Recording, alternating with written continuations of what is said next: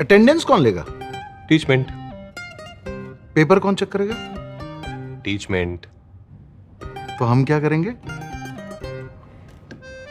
आप बस बच्चों का सिलेक्शन कराइए सर, बाकी सब टीचमेंट कर लेगा।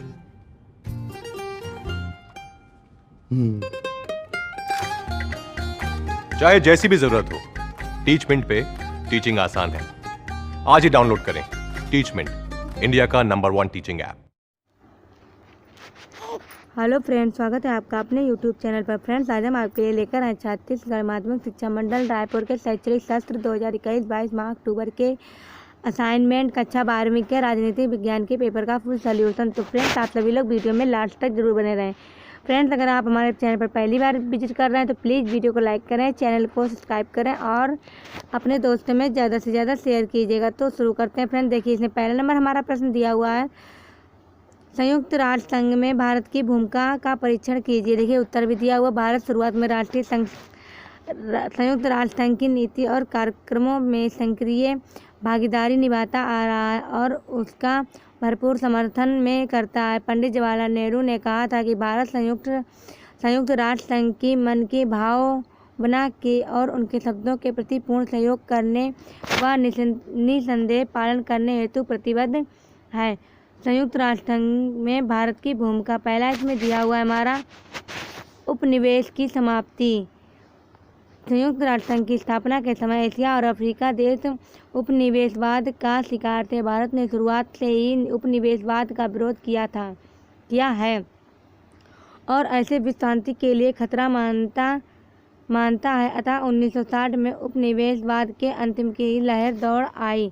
अगला दूसरा नंबर पॉइंट दिया हुआ है इसमें, रंग भेद तथा जातीय भेदभाव का विरोध। रंग भेद तथा जातीय भेदभाव की नीति भारत की विदेश नीति का एक प्रमुख अंग है। भारत में सर्वप्रथम संयुक्त राष्ट्र संघ में पहली महासभा में 1946 में भेदभाव का मुद्दा रखा। तीसरा है निस्त्रीकरण। संयुक्त राष्ट्र संघ व्यवस्था के अंतर्गत था, उससे बाहर भारत निस्त्रीकरण विवेशकार परमाणु शस्त्रों में निस्त्रीकरण का प्रबल समर्थन रहा है। भारत न केवल विशेष अस्त्रों के बल्कि भारत पूरी तरह से निस्त्रीकरण का पक्षधर है ताकि विश्व शांति बने रहे। अगला चौथा पॉइंट दिया, दुनिया के विकासशील देशों का हित और विकास। संयुक्त राष्ट्र संघ में विश्व के विकासशील देशों का विकास। संयुक्त राष्ट्र संघ के चार्टर की प्रस्तावना के अनुसार इसका उद्देश्य सभी राष्ट्रों के विकास व प्रगति में सहयोग प्रदान करता है। अगला पांचवा पॉइंट है, अंतर्राष्ट्रीय व्यापार के साधन के रूप में प्रयोग करना। भारत इस मुद्दे पर प्रगतिशील है कि विकासशील राष्ट्रों के आर्थिक विकास का जो मुद्दा है वह विकसित देशों के एक समझौताकारी रणनीति है। भारत में आई आर्थिक व्यवस्था का पक्षधर रहा। छठवां पॉइंट दिया हुआ, अंतर्राष्ट्रीय शांति और सुरक्षा।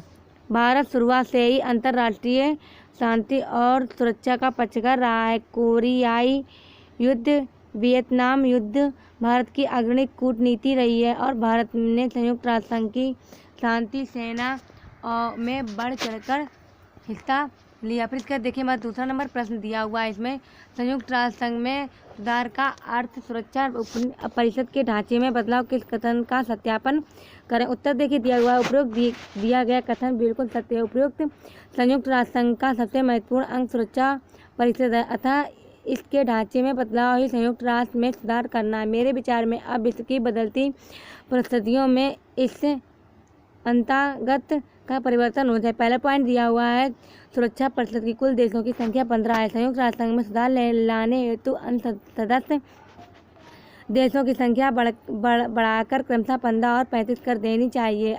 इस प्रस्ताव को कुल 51 राष्ट्र मिलकर बहुमत से पारित करें, जिस पर विचार महासभा में भी होना चाहिए। दूसरा पॉइंट दिया हुआ है, जो राष्ट्र विश्व शांति और सुरक्षा के साथ खिलवाड़ कर उनके विरुद्ध संयुक्त सेनाएं देनी चाहिए, जिसमें प्रत्येक सदस्य राष्ट्र अपने क्षेत्रफल और जनसंख्या के आधार पर मानवीय और अन्य सहयोग दे। तीसरा दिया हुआ है पॉइंट, आर्थिक और सामाजिक सहयोग के लिए संयुक्त राष्ट्र कोष बनाया जाए, जिसमें निश्चित रूप से प्रत्येक महीने हर राष्ट्र अपनी कुल आय का एक निर्धारित हिस्सा दान करें, जो कि प्रगति विपदा आने पर कार्य में लिया जाए। चौथा पॉइंट दिया हुआ, सुरक्षा परिषद को स्थायी तौर पर अंतर्राष्ट्रीय शांति सेना